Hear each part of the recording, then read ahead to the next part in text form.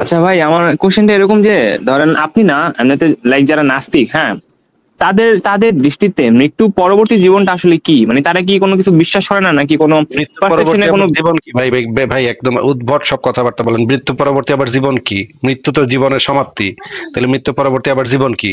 এটা আবার কেমন মানে উদ্ভট কথাবার্তা ভাই?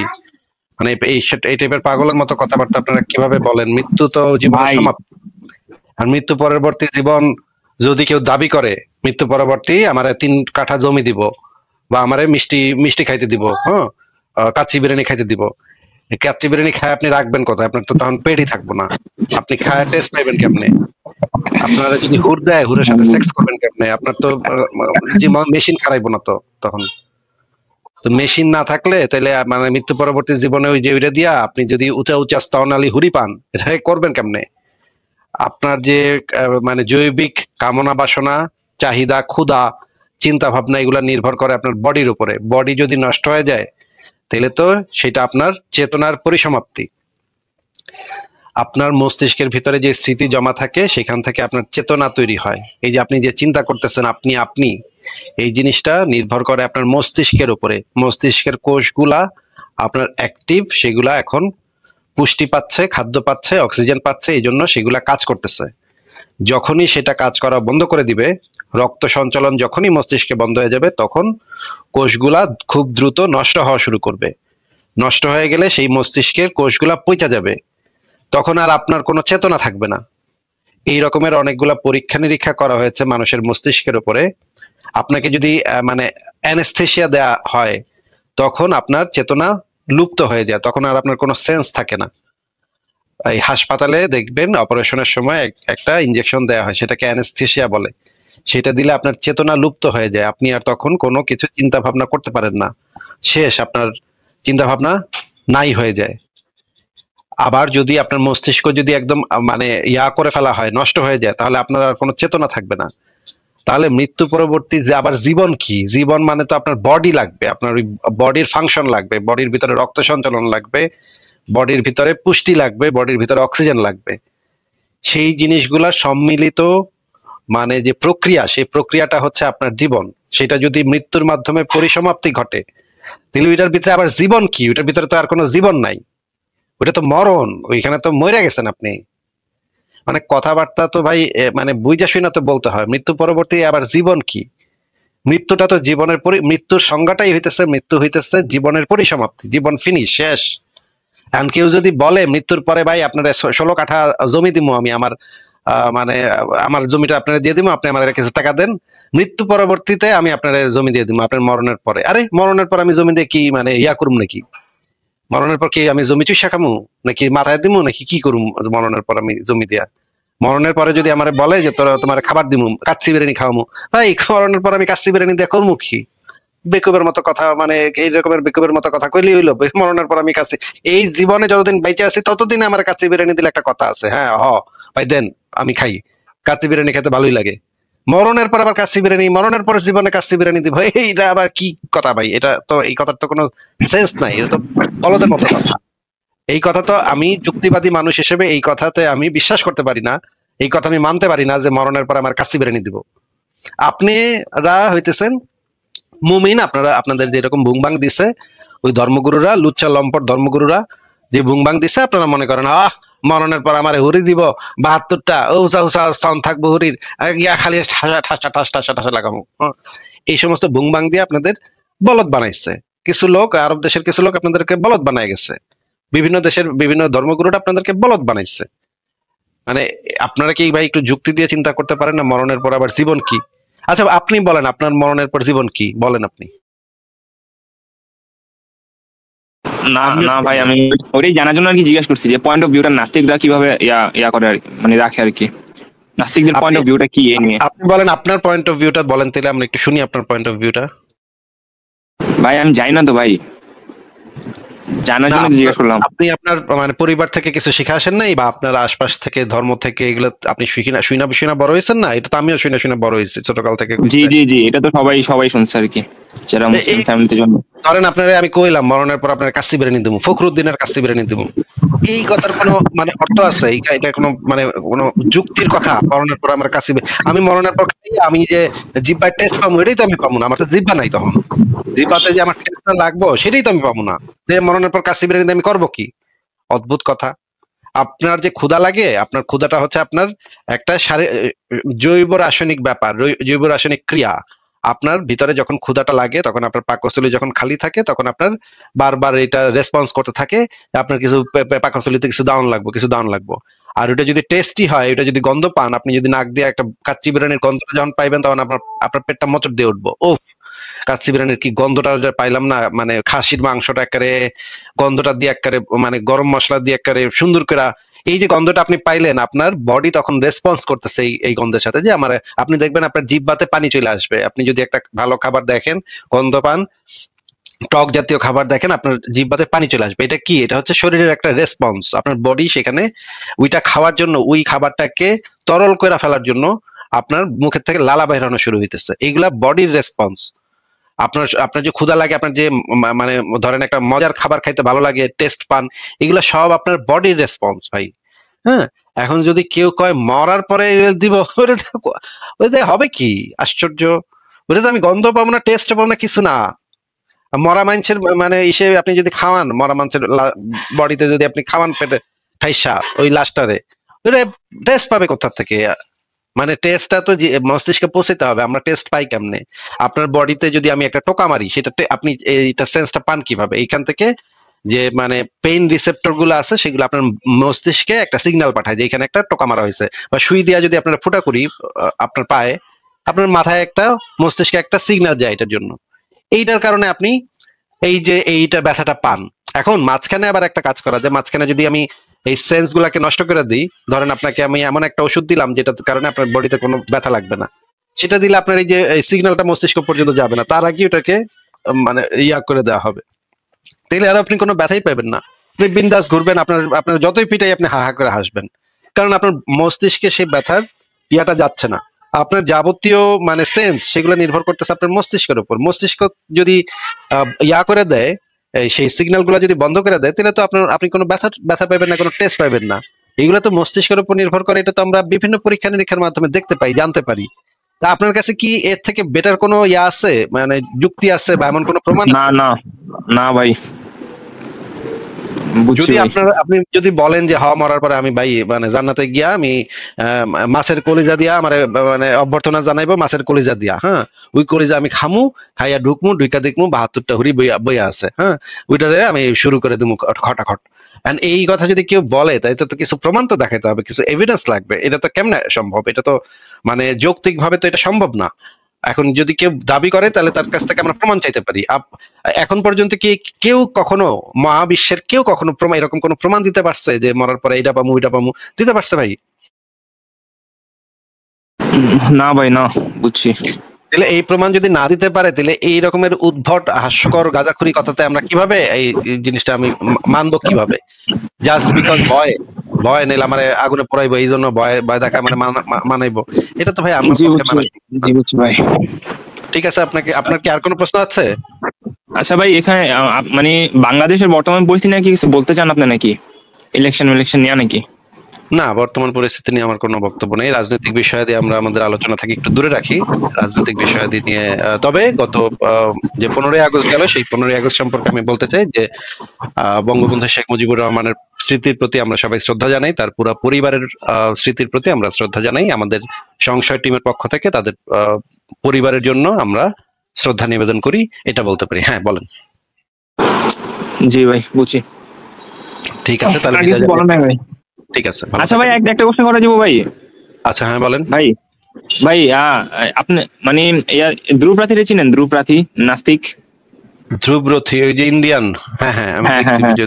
লাইক ওনার সঙ্গে যদি লাইক আপনাদেরকে তুলনা করি, তাহলে উনি কিন্তু মানে ধর্মের প্রতি রেসপেক্টফুল আর কি, অপমান টপমান করেন আর কি। তাই না? আমি রেসপেক্টফুল না, আমি কোনো মতাদর্শের প্রতি রেসপেক্টফুল না।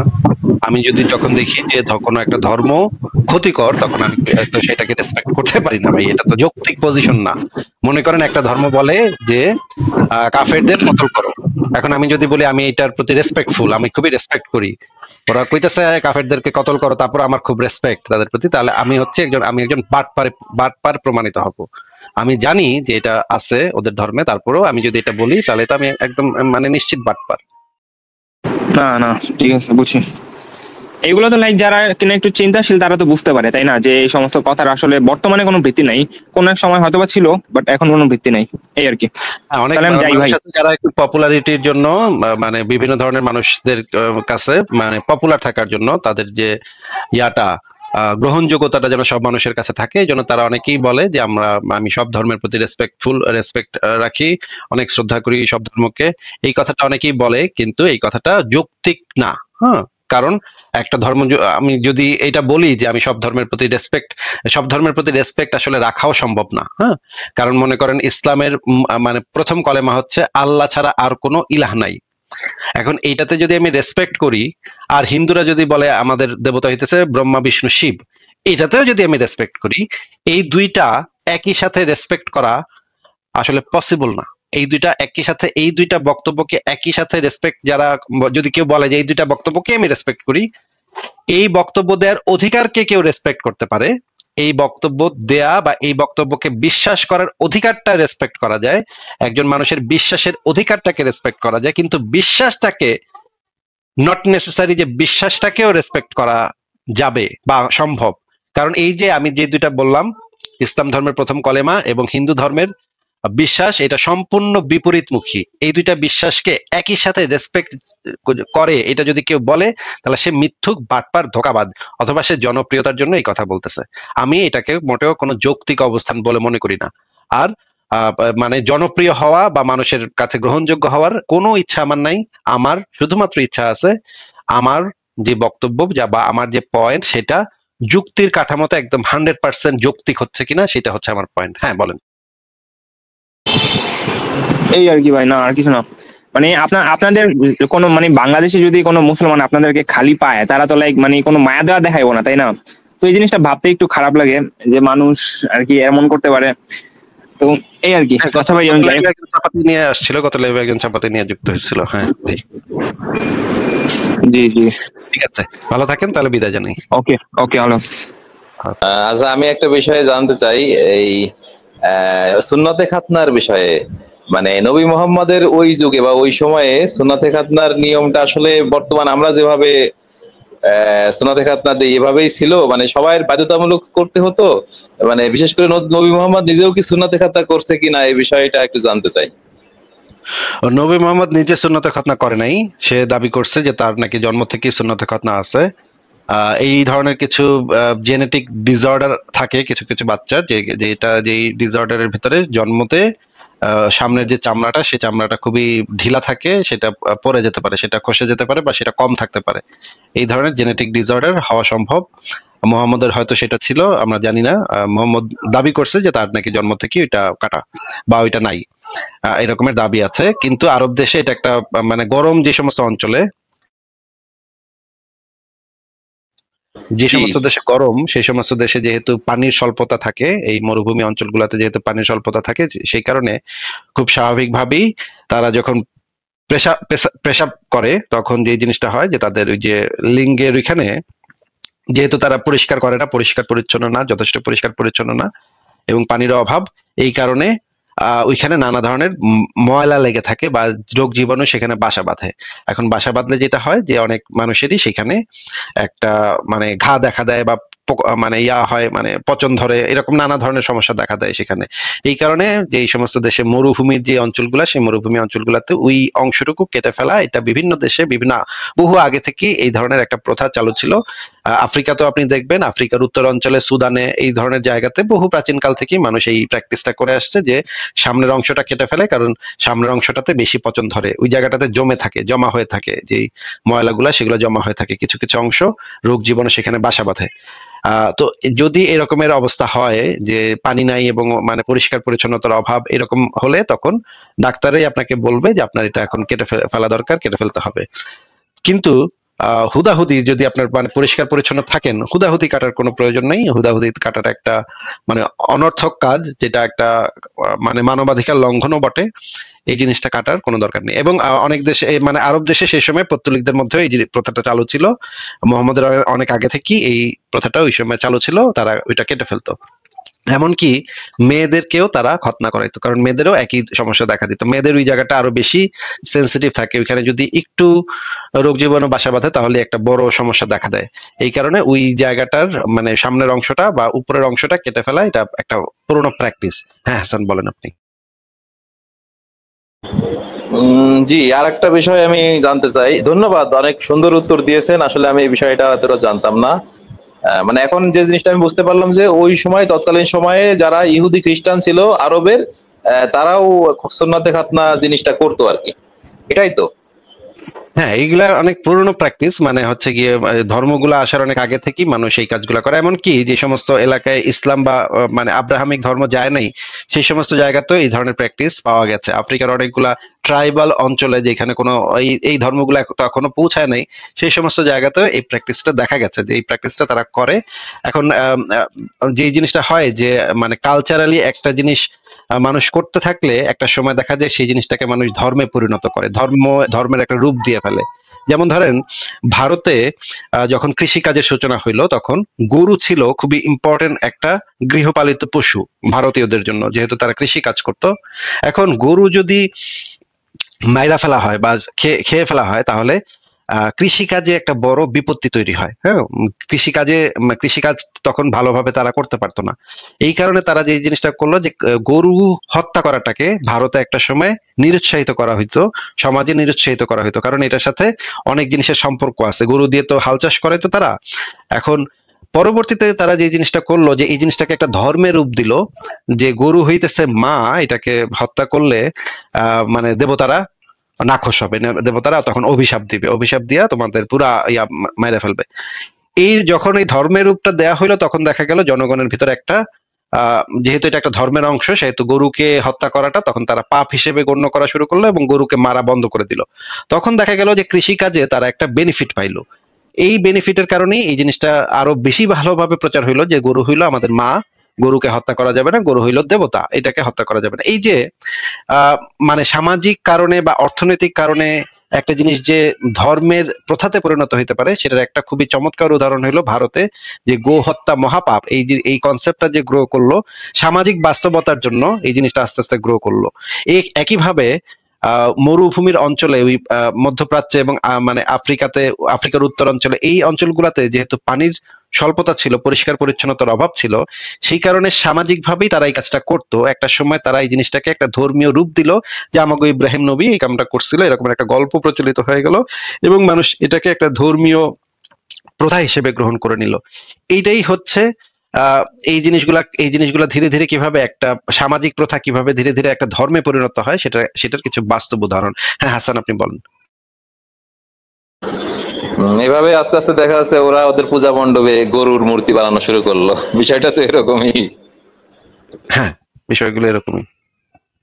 আরেকটা বিষয় আমি জানতে চাই, এই আপনাদেরই বিভিন্ন লাইভে বা বিভিন্ন বক্তৃতায় আমি শুনেছি যে তৎকালীন নবী মোহাম্মদের সময়ে ওই নবী মোহাম্মদের বিবিরা বিশেষ করে ওই দিন ভরে তাদের মানে তারা মানে প্রাকৃতিক কি বলে এটা মানে তারা বাহিরে যেত না, বিশেষ করে সন্ধ্যার পরে তারা এই মানে বিশেষ করে প্রস্রাব পায়খানা করার জন্য বাহিরে যেত বা মাঠে যেত, খোলা ময়দানে তারা এই কাজটা সারতো। তো এখন আমার প্রশ্ন যেটা, যে এটা তো স্বাভাবিকভাবে যে কেউ তো বুঝতে পারে যে এটা একটা বেড়া দিয়ে ছোট একটু জায়গা ঘিরে নিলেই তো এটা দিনের বেলাতেও তারা এই যে কাজটা করতে পারে স্বাচ্ছন্দ্যে, তো তখন তারা এটা করে নাই কেন? এক আর দ্বিতীয়ত হচ্ছে নবী মোহাম্মদ কি সে নিজে কি করতো মানে দিনের বেলা বিশেষ করে এই জাতীয় মানে কোনো আপনাদের কোনো ইয়ে আছে মানে হাদিস থেকে বা সিরাত বা বিভিন্ন তাফসির থেকে কিছু জানতে পারেন? হ্যাঁ হ্যাঁ, এখান থেকে আমরা যে জিনিসটা জানতে পারি যে নবী মোহাম্মদের যে স্ত্রীদের বাইরে যাওয়ার কোনো অনুমতি ছিল না, বাইরে যাওয়া দিনের বেলা বাইরে যাওয়ার কোনো অনুমতি ছিল না। এখন তাদের তো জ্ঞান বুদ্ধি এই পর্যন্ত পৌঁছায় নাই যে তারা একটা বেড়া টেরা দিয়ে এই কাজটা করবে, যেই কারণে এই সমস্যাটার উৎপত্তি ঘটছিল যে একটা ঘটনা ঘটছিল যে নবী মোহাম্মদের যে মানে খুবই গুরুত্বপূর্ণ একজন সাহাবী উমর এইখানে মানে একটা মোহাম্মদের স্ত্রীদেরকে নিয়ে একটা গন্ডগোল পাকাইছিল। তো আমরা যদি সেই জিনিসটা একটু দেখি তাহলে আমরা একটু বের করে দেখি যে সেখানে আসলে কি ঘটছিল, জিনিসটা একটু পরিষ্কারভাবে বোঝা যাবে। এবং মোহাম্মদ কি করতে সেটা আমরা একটু পরে আসবো, আগে একটু দেখি যে নসরুল বাড়ি অষ্টম খণ্ডতে যে জিনিসটা লেখা আছে দেখেন, আমরা দেখি যে এখানে লেখা আছে, এক রাতে মিস্তাহ ইবনে উসাসার আম্মার সাথে জরুরি হাজত সারার জন্য আমি মদিনার বাইরে জঙ্গলের দিকে গেলাম, কারণ তখনকার দিনে দুর্গন্ধের কারণে ঘর বাড়িতে বাথরুম তৈরি করা হতো না। ওই অঞ্চলটা খুবই গরম অঞ্চল, সেই জিনিসটা নিশ্চয়ই আপনি বোঝেন যে ওইখানে যদি পাশে বেড়াটারা দিয়ে যদি একটা বাথরুম তৈরি করতো তাইলে ওইখানে আসলে সম্ভব ছিল না ওই জিনিসটা মানে মেনটেন করা, কারণ এত দুর্গন্ধ বাইরিত গরমে, এত মানে বাইরিত যে ওইটাখানে কেউ করতো না। এখন দেখেন এখানে লেখা, মহিলারা শুধু রাতের বেলায় হাজত প্রসাব পায়খানা পূরণ করার জন্য বাইরে যেতেন। এখানে পরিষ্কারভাবে লেখা আছে যে মহিলারা শুধুমাত্র রাতের বেলাতে বাইরে যাওয়ার সে অনুমতিটা পাইতেন। তো এই যে ঘর বাড়িতে যে বাথরুম তৈরি করার সিস্টেমটা তখন ছিল না, কারণ দুর্গন্ধ বাইরিত। এখন দেখি আমরা যে এই যে সহিহ মুসলিম ইসলামিক ফাউন্ডেশন 5484 নম্বর হাদিস, এখানে যে জিনিসটা বলা আছে সেটা আমরা একটু দেখি। হাসান, আপনি কি শুনতে পাচ্ছেন? জি জি জি, আমি শুনতে পাচ্ছি। আচ্ছা, এখানে যে জিনিসটা বলা আছে যে মানুষের প্রাকৃতিক প্রয়োজন পূরণের জন্য স্ত্রীলোকের বাইরে যাওয়ার বৈধতা, এখানে বলা হচ্ছে যে আয়েশা থেকে বর্ণিত, রাসূলুল্লাহ সাল্লাল্লাহু আলাইহি ওয়াসাল্লামের স্ত্রীগণ প্রকৃতির ডাকে সাড়া দেওয়ার সময় রাতের বেলা মানাসি এর দিকে বেরিয়ে যেতেন। মানাসি হলো প্রশস্ত ময়দান, মানে খোলা ময়দানে পায়খানা করতে যেত। ওদিকে ওমর ইবনুল খাত্তাব রাসূলুল্লাহ সাল্লাল্লাহু আলাইহি ওয়াসাল্লামকে বলতেন আপনার স্ত্রীগণের প্রতি পর্দা বিধান করুন, কিন্তু রাসূলুল্লাহ সাল্লাল্লাহু আলাইহি ওয়াসাল্লাম তা করেননি। এই কারণে মানে ওমর মানে জোরাজুরি করতেছিল যে একটা আয়াত নামান পর্দার বিধান করেন, কিন্তু মোহাম্মদ সেটা আয়াতটা নামাচ্ছিল না। এখন ওমর গেছে তো একটু ক্ষিপ্ত হয়ে, এবং ক্ষিপ্ত হয়ে সে একটা বুদ্ধি বের করলো কিভাবে মোহাম্মদ রেদিয়া জোরপূর্বক ব্ল্যাকমেল কইরা মোহাম্মদ রেদিয়া আয়াত নামান যায় তার একটা পদ্ধতি সে বাইর করলো। সে কি করলো, কোন এক রাতে ঈশার সময় নবী সাল্লাল্লাহু আলাইহি ওয়াসাল্লামের সহধর্মিণী সাউদা বের হলেন। তিনি ছিলেন দীর্ঘাঙ্গী মহিলা। ওমর তাকে ডাক দিয়ে বলেন, হে সাউদা, আমরা তোমাকে চিনে ফেলেছি। পর্দার বিধান নাজিল হওয়ার প্রতি প্রবল আকাঙ্ক্ষায় তিনি এরূপ করলেন। আয়েশা বলেন, তখন আল্লাহ তাআলা পর্দার বিধান নাজিল করেন। মানে রীতিমতো মোহাম্মদকে ব্ল্যাকমেইল কইরা গলায় পাড়া দিয়া ওমর মোহাম্মদের থেকে এই আয়াতটা, আল্লাহর কাছ থেকে এই আয়াতটা বাইর করছে একেবারে গলায় পাড়া দিয়া। দেখেন এখানে দেখেন একদম মোহাম্মদের বিবি, একদম যারা হচ্ছে বিশ্বাসীদের মাতা, তাদের ভিতরে একজন হচ্ছে সাউদা, যিনি হচ্ছেন সমস্ত বিশ্বাসীর মাতা স্বরূপ। এইরকমের একজন মাকে মা হাঁকতে বেরিয়েছে, হাঁকতে বাড়ার সময় তাকে আটকায় দিছে, আটকায় দিয়ে বলছে তোমার আমরা চিনে ফেলেছি। এখন এই যে আটকায় দিয়ে কিন্তু থামে নাই, তারা কিন্তু আটকায় দিয়ে আবার ফেরত যেতে বাধ্য করছে, মানে তারা হাগা করতে যাবে সেটা হাগা করতে যেতে দেয় নাই। দেখেন একটা মহিলা মানুষ, সে রাতের বেলা মাত্র সুযোগটা পায়, পেশাব পায়খানা সারাদিন আটকায় রাখতে হয় তার, শুধুমাত্র রাতের বেলায় সুযোগটা পায় যে খোলা ময়দানে গিয়ে হাঁকবে, পায়খানা পেশাব করবে। এটা তো ভাই একটা শারীরিক নিড, এটা তো এটাতে কেউ কিভাবে বাধা দেয়, এটা তো একটা অমানবিক ব্যাপারও বটে। মানে একজন মানুষ পায়খানা করতে যাচ্ছে, তাকে এইভাবে রাস্তায় বাধা দিয়ে আটকায় দেয়া, এটা তো মানে কোনোভাবেই এইটার কোনো জাস্টিফিকেশন হয় না। হ্যাঁ, আমার যদি পায়খানা পেশাব লাগে, আমার যদি কেউ আটকায়, আমি তো ভাই মাইরা ফেলবো এটারে, হ্যাঁ পিটায় মাইরা ফেলাম। আল্লাহর প্রতি আমার হাগা লাগছে, তুই আমার আটকাস, মানে ফাইজলামি নাকি এটা? আমি তো ভাই প্যান্টে করে দিব তখন। দেখেন এখানে কি বলা হচ্ছে, এই হাদিসটাতে কি বলা হচ্ছে দেখেন, এটা হচ্ছে বুখারী শরীফ ইসলামিক ফাউন্ডেশন 4432 নম্বর হাদিস। পর্দার বিধান অবতীর্ণ হওয়ার পর সাউদা প্রাকৃতিক প্রয়োজনে বাইরে যান। এই সময় পর্দার বিধান একবার নাজিল হইছে। হ্যাঁ, সাউদা এমন মোটা শরীরের অধিকারী ছিলেন যে পরিচিত লোকেদেরকে গোপন রাখতে পারতেন না। ওমর ইবনুল খাত্তাব তাকে বললেন, হে সাউদা, জেনে রাখো আল্লাহর কসম আমাদের দৃষ্টি থেকে গোপন থাকতে পারবে না। এখন দেখো তো কেমন করে বাইরে যাবে, মানে হচ্ছে তাকে আটকায় দিচ্ছে। আয়েশা বলেন, এই কথা শুনে সাউদা ফিরে আসলেন। আর এ সময় রাসূলুল্লাহ সাল্লাল্লাহু আলাইহি ওয়াসাল্লাম আমার ঘরে খানা খাচ্ছিলেন। তার হাতে ছিল এক টুকরা হাড়। সাউদা ঘরে প্রবেশ করে বললেন, ইয়া রাসূলুল্লাহ, আমি প্রাকৃতিক প্রয়োজনে বাইরে গিয়েছিলাম, তখন ওমর আমাকে এমন এমন কথা বলেছে। মানে সাউদা খুবই দুঃখিত হয়ে রাসূলের কাছে গিয়ে বিচার দিল। তখন রাসূল বলল যে মানে তুমি তো বাইরে যাওয়ার অনুমতি আছে তোমার। এইখানে যে পর্দার বিধান অবতীর্ণ হওয়ার পরে এই ঘটনাটা ঘটলো, এটার মানে হচ্ছে ওমর আরো বেশি চাইতেছিল পর্দা, আরো বেশি পর্দা, যেন মেয়েরা ঘরের থেকে বাইরেই হইতে না পারে এমন কিছু বিধান চাইছিল ওমর। কিন্তু রাসূলুল্লাহ বলছিল যে প্রয়োজনে তো বাইরে যাইতেই হবে, পেশাব পায়খানা করতে তো যাইতেই হবে, এটা তো আটকানোর কোনো উপায় নাই, এটা তো ঘরে করে দিবে। এইটা ছিল রাসূলুল্লাহর তারপরে হচ্ছে এইভাবে জিনিসটাকে ট্যাকেল দেওয়া হয়েছিল।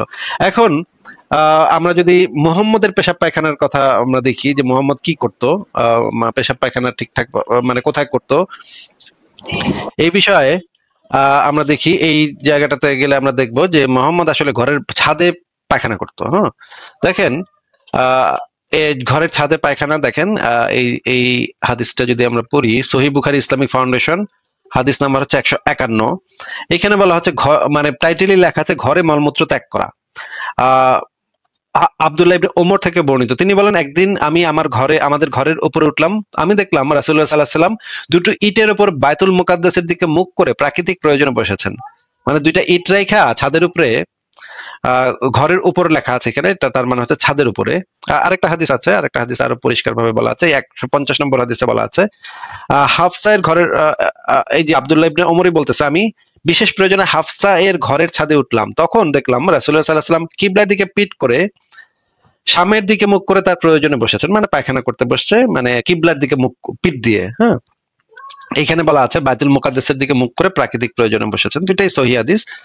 এরপরে যদি আমরা দেখি পেশাব করার ব্যাপারটা কি, পেশাব কেমনে করতো, সেইখানে আমরা দেখতে পাই আরো একটু প্রবলেমেটিক জিনিস আছে পেশাব করার জিনিসটা নিয়ে। মিশকাত শরীফের যে হাদিস, সেখানে বলা হচ্ছে যে রাসূলুল্লাহ সাল্লাল্লাহু আলাইহি ওয়াসাল্লামের খাটের নিচে একটা কাঠের গামলা ছিল, তিনি রাতে তাতে প্রসাব করতেন। মানে আপনি চিন্তা করেন যে সেই গরমের এলাকা, সেইখানে খাটের নিচে একটা বাটি রাইখা, কাঠের পাত্র রাইখা সেখানে পেশাব করা, এটা তো ভাই দুর্গন্ধে মানে খুবই ভয়ঙ্কর অবস্থা হবে। হ্যাঁ, আমার ছোট বাচ্চা আছে, আমার ছোট বাচ্চা যদি কোনোদিন মানে পেশাব করে এবং সেটা যদি কোনোভাবে থাইকা যায়, সেটারই যে গন্ধ বাইর হয়, আর এটা তো বয়স্ক বেড়া মানুষের মানে পেশাব, ওইটা ঘরের রাত্রে খাটের নিচে সে সারা রাত রেখে দিত, এটা একটা বিভৎস ব্যাপার। আচ্ছা, আরেকটা হাদিস দেখি, সুনান আবু দাউদ শরীফ তাহকিকৃত 24 নম্বর হাদিস, নবী সাল্লাল্লাহু আলাইহি ওয়াসাল্লামের একটি কাঠের পাত্র ছিল, সেটি তার খাটের নিচে থাকতো, রাতের বেলা তিনি তাতে পেশাব করতেন। মানে রাতের বেলা ওইখানে পেশাব করে সারা রাত ওইটা জমায় রাখতো, সকালবেলা বাইরে ফেলতো। আবার এইখানে যে আরেক ঘটনা ঘটছে, তার এক সাহাবী ছিল, সেই সাহাবী একদিন রাত্রে বেলা আইসা ওই বাটির পানিটারে পানি ভাইবা সে আবার খায়া ফেলাইছে। এটা নিয়ে ঘটছে আরেক বিশাল কাহিনী, আরেক মানে মুসিবত। হ্যাঁ, ওই মানে কি একটা অবস্থা, চিন্তা করেন কি একটা অবস্থা। যাই হোক, আমরা আপনাকে দেখাইলাম যে ঘটনাটা কি ঘটতো মুহাম্মদের আমলে, পেশাব পায়খানার কি অবস্থা ছিল এই। এবং এছাড়া যে জিনিসটা জানা যায়, দূরে গিয়ে মুহাম্মদ পেশাব পায়খানা করতো, মাঝে মাঝে পাথর দিয়ে পরিষ্কার করতো, মাঝে মাঝে বালি দিয়ে পরিষ্কার করতো। এইগুলো তো এখনকার দিনে মানে খুবই ডিসগাস্টিং ব্যাপার বলে মনে হয়। হ্যাঁ হাসান, আপনি কি আর কিছু বলবেন? জি, অনেক ধন্যবাদ আপনাকে অনেক সুন্দরভাবে উত্তর দেওয়ার জন্য। এবং আমি আসলে এইগুলো জানতাম না, এবং আমি মনে করি অনেকেই এই যে বিষয়গুলো জানতো না, এবং আমি সত্যি কথা বলতে অনেক হাসছি আপনার উত্তর শুনে, অনেক হাসি পাইছে আমার। মানে এটা আসলে মানে লজ্জার বিষয়, তো এই জন্য আর কি, অন্য কোনো কারণে না। তো ধন্যবাদ। আমার আসলে অনেক মৌলিক প্রশ্ন আছে ইসলাম বিষয়ে, আমি আস্তে আস্তে করব ইনশাল্লাহ, পরবর্তীতে আমি যুক্ত হই, আমি করবো। হ্যাঁ, আচ্ছা, ঠিক আছে, করবেন, ঠিক আছে। ঠিক আছে, জি জি জি, ভালো থাকবেন। ঠিক আছে, আপনাকে তাহলে বিদায় জানাই, আপনি ভালো থাকেন। তাহলে আমরা ওই জিনিসটা একটু দেখি যে মুহাম্মদের যে পেশাব খাইছিল, পেশাব খাওয়া, হ্যাঁ, ওই পেশাব খাওয়াটা নিয়ে ইয়াটা কি আছে, মুহাম্মদের পেশাব পায়খানা পবিত্র, এই জিনিসটা বলা আছে। আমরা দেখি যে ওই জিনিসগুলো একটু দেখা যায় নাকি।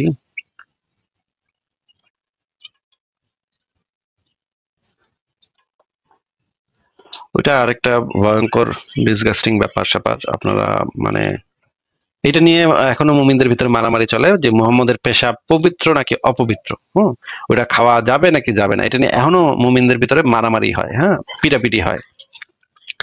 আমরা একটু দেখি যে প্রথমে আমরা ভিডিওগুলো দেখি, ভিডিওগুলো দেখার পরে আমরা ইয়া করবো না। হ্যাঁ, দেখেন। আল্লাহ রসুলের রক্ত পান করছেন এক সাহাবী, তাও শিঙা দেওয়ার পরে পচা রক্ত ছিল, দূষিত রক্ত, হাতে উঠে দিচ্ছেন আর বলছেন যাও নিক্ষেপ করে আসো বাহিরে। যখন ফিরে আসছে তো জিজ্ঞাসা করছে কি করছিস, কোথায় নিক্ষেপ করলে? তো হাসতেছে আর বলতেছে ইয়া রাসূলুল্লাহ নিক্ষেপ করছি। বলছে কোথায়? বলছে পেটে। আল্লাহ রসুল জিজ্ঞাসা করছে পেটে?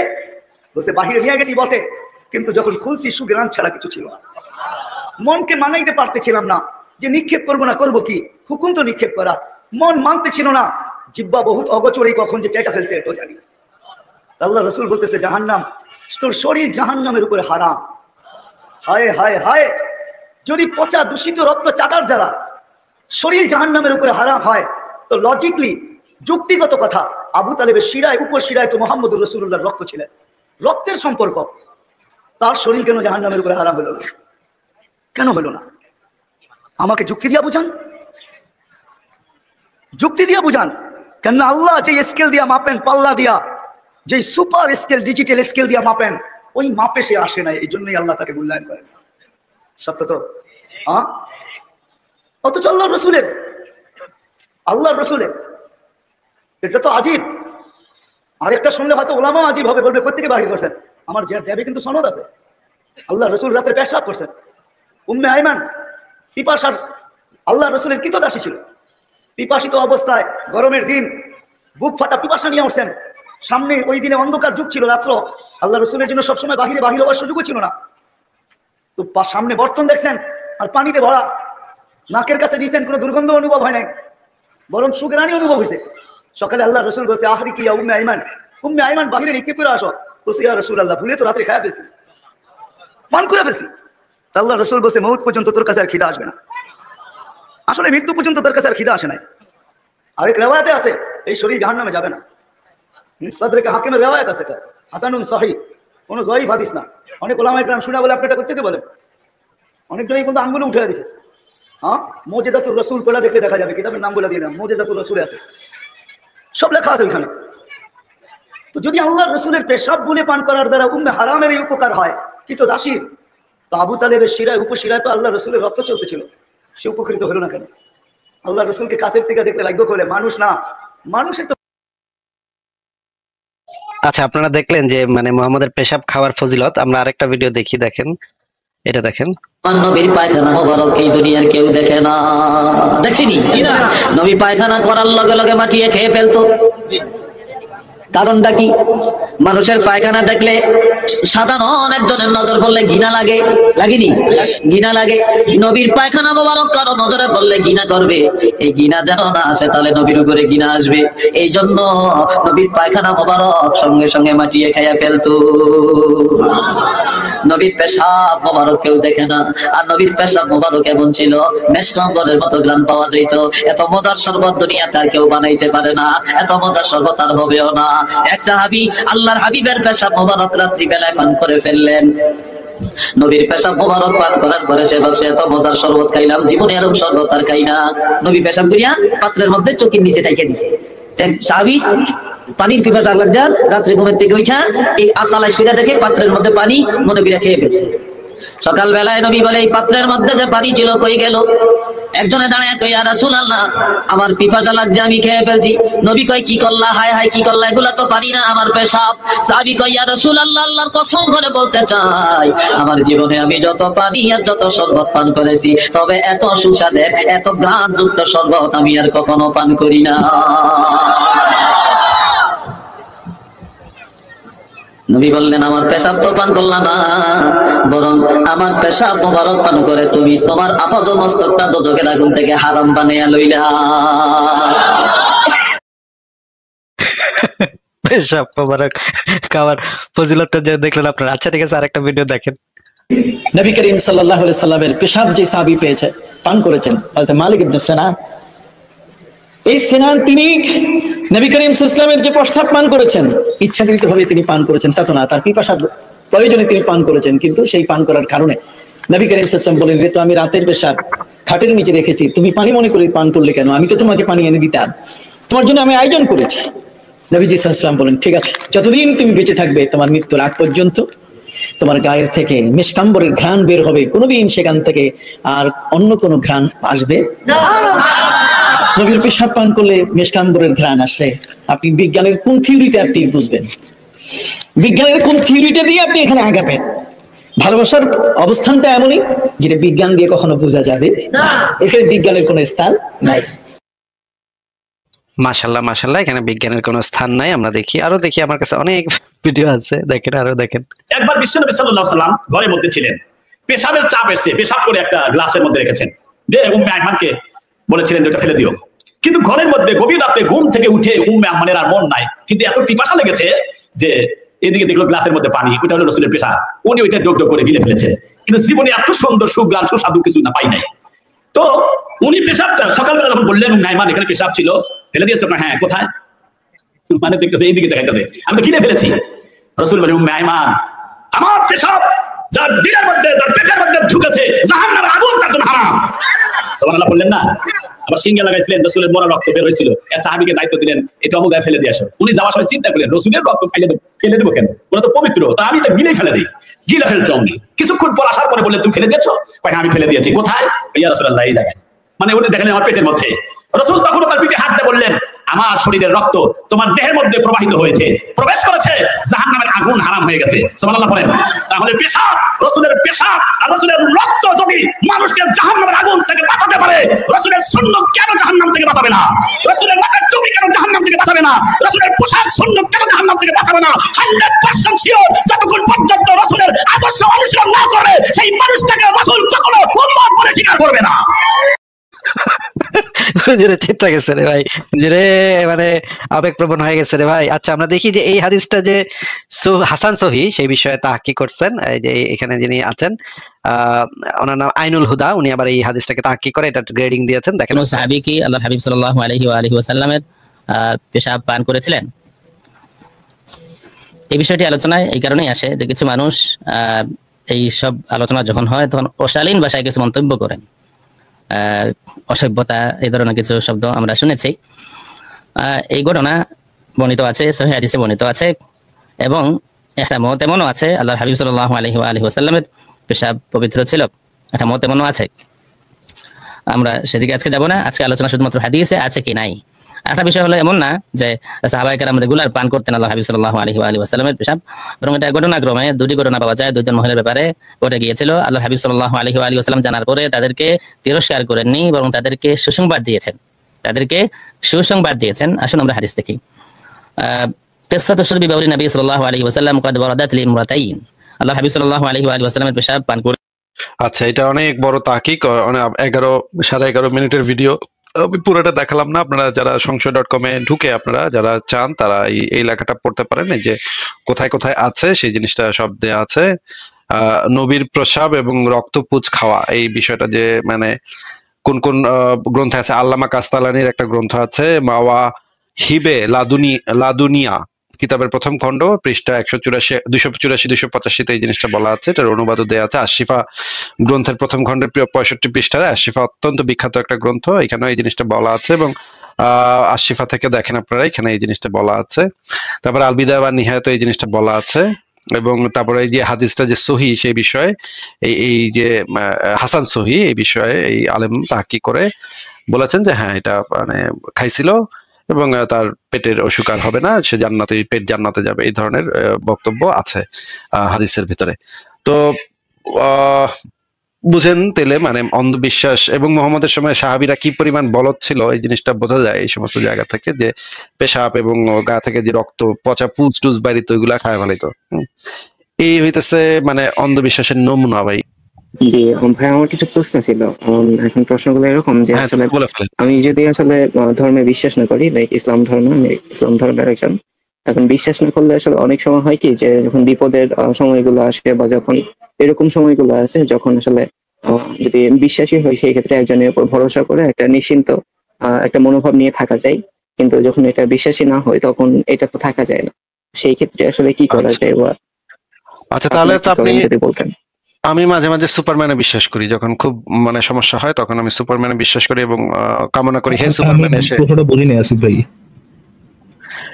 মানে প্রশ্নটা হচ্ছে যে যখন আপনি খুবই একটা মনে করেন এমন একটা পজিশনে চলে যান, যখন খুব ভয় লাগে বা খুব অসহায় আপনি, তখন তো বিশ্বাস করলে তো আপনার মনে একটু শান্তি লাগে, আর বিশ্বাস না করলে তো সেই মনের শান্তিটা পাওয়া যায় না। হ্যাঁ, এই জন্য আমি যেটা করি ফারাজ ভাই, আমি মাঝে মাঝে সুপারম্যানে বিশ্বাস করি। আমার একটা প্রশ্ন আছে আশার ভাইয়ের কাছে। আশার ভাই, আপনি কি একজন মুসলমান? জি জি, আমি তো মুসলমান, এই কারণে আর কি বিষয়টা জিজ্ঞেস করছি। আমি এর কাছে বিষয়গুলো অনেক কন্ট্রোভার্সিয়াল লাগে, ধর্মের বিষয়গুলো। কিন্তু আশার ভাই, আপনি বলেন তো ভাই, আপনার ইসলাম ধর্মের সবচেয়ে জঘন্যতম অপরাধ কোনটা? বুঝতে পারি না, একবার একটু বলেন। ইসলাম ধর্ম অনুযায়ী সবচেয়ে জঘন্যতম অপরাধ কোনটা? সেটা তো শিরক করা। শিরক করা। শিরক যারা করছে তারাও তো কোনো না কোনো কিছু তো বিশ্বাস করতেছে, তাই না? হ্যাঁ, তা তো অবশ্যই। এবং ওই বিশ্বাস করাটাকে, যেটাকে আপনি বলতেছেন অ্যাটলিস্ট কোন একটা আশা পাচ্ছে, আপনি একটা পজিটিভ পয়েন্ট অফ ভিউ থেকে দেখতেছেন, আপনার গড তো সেটাকে সর্বনিকৃষ্টতম একটা কাজ হিসেবে দেখতেছে, তাই না? হ্যাঁ, তা তো। না, আমি আসলে ওইরকম ভাবে বিশ্বাসী না, আমার ভিতরে অনেক প্রশ্ন আছে, এই কারণে। বুঝতে পারছি আপনি হয়তো পুরোপুরি ইসলামিক ফেথ নাও থাকতে পারে, but please make sense out of it. যে আপনি আমাকে বলতেছেন ভাই ইউ আর অ্যান এথিয়িস্ট, আপনার কোনো কিছু বিশ্বাস নেই, বাট আপনি অনেকের বিশ্বাস ভেঙে দিচ্ছেন। বাট বিশ্বাসটা থাকলে তো অনেক মানুষের ভালো লাগে। ইসলামিক পয়েন্ট অফ ভিউ থেকে এই বিশ্বাস রাখাটা সবচেয়ে জঘন্যতম অপরাধ। Please make sense out of it. আমরা কোনটা নিব? আচ্ছা, কোনটা নেওয়া উচিত? আচ্ছা, বুঝতে পারছি আপনার বিষয়টা। তবে আমার আসলে প্রশ্ন ছিল, আমি ওইভাবে বিশ্বাস করি না এখন, এই কারণে যখন। আচ্ছা আশার ভাই, যে জিনিসটা আমি বলছিলাম যে আমি তো মাঝে মাঝে সুপারম্যানে বিশ্বাস করি, মাঝে মাঝে দেখা যায় যে স্পাইডারম্যানে বিশ্বাস করি, আবার মাঝে মাঝে মনে হয় যে না, থরই আমাকে হেল্প করবে, এই ধরনের বিশ্বাস আমি করি। এবং আমি দেখেছি যে ছোট বাচ্চারাও এই ধরনের বিশ্বাস করে।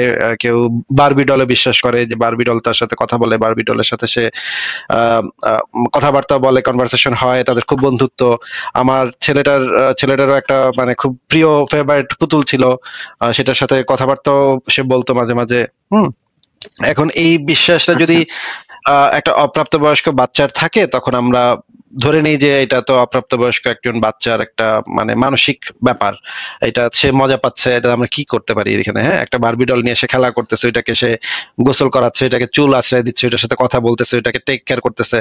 আমরা তো তখন ধরে নেই যে সে তো একজন বাচ্চা মানুষ, সে তো এটা করবেই, এটা তো তার এখনো এই প্রাপ্তবয়স্কটা হয় নাই, এই বোধ বুদ্ধিটুকু হয় নাই যে এটা যে মিথ্যা, এটা যে ভুল, এটা। এবং সে খুবই আনন্দ পাচ্ছে, সে কিন্তু আসলে আনন্দ পায়, সে ওই বাচ্চাটাকে, ওই পুতুলটাকে নিয়ে খেলা করতে বা পুতুলটার সাথে কথা বলতে সে খুবই আনন্দ পায়।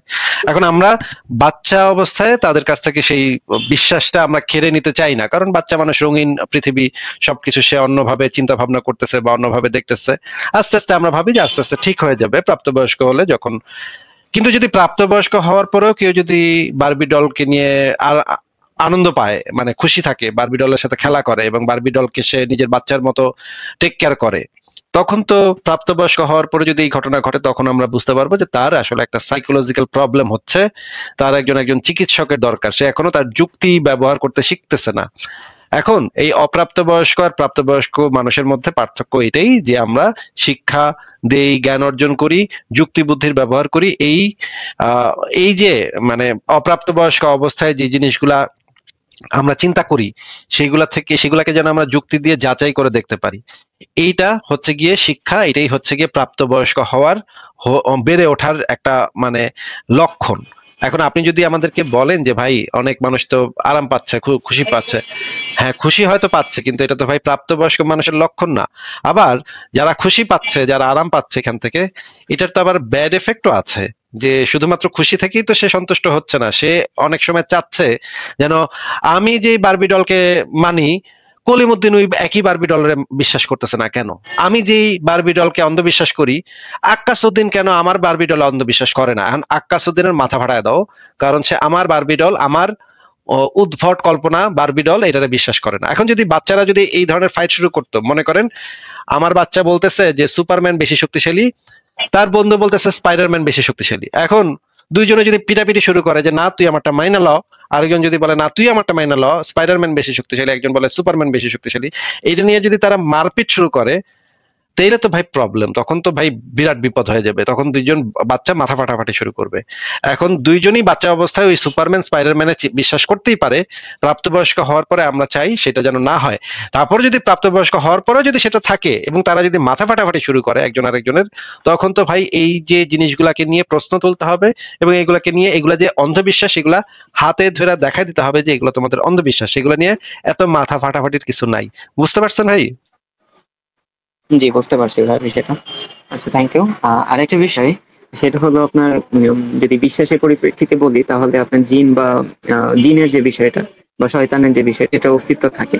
তো এই বিষয়টা আসলে আপনারা কিভাবে দেখেন, যেটা কি আসলেই হয়? কি কি কি কিছু এক্সিস্টেন্স কি আছে? জি জিন জিন জিন অথবা শয়তান। ভাই এই রকমের কোন কিছুর এক্সিস্টেন্সের সপক্ষে কি কোনো প্রমাণ আছে আপনার কাছে? ওই রকম ভাবে তো কিছু নেই, তবে যারা এগুলা নিয়ে আসলে চিকিৎসা করে বা প্রমাণ না থাকলে সেটাকে আমরা অন্ধবিশ্বাস বলি, তাই না? হ্যাঁ হ্যাঁ। তাহলে অন্ধবিশ্বাস সম্পর্কে আসলে আপনার মতামত কিরকম? ভাই আপনাকে যে জিনিসটা বলার সেই জিনিসটা তো বলে দেওয়া হয়েছে। এখন যদি আপনি একটা জিনিস বলে দেওয়ার পরে যদি সেটার খুঁটিনাটি বিষয় জানতে চান তাহলে মুশকিলের ব্যাপার। ঠিক আছে আশার, আপনার সাথে কথা বলে ভালো লাগলো। আপনার কি আর কোনো প্রশ্ন আছে? জি না, ধন্যবাদ। ঠিক আছে, তাহলে বিদায় জানাই, ভালো থাকেন।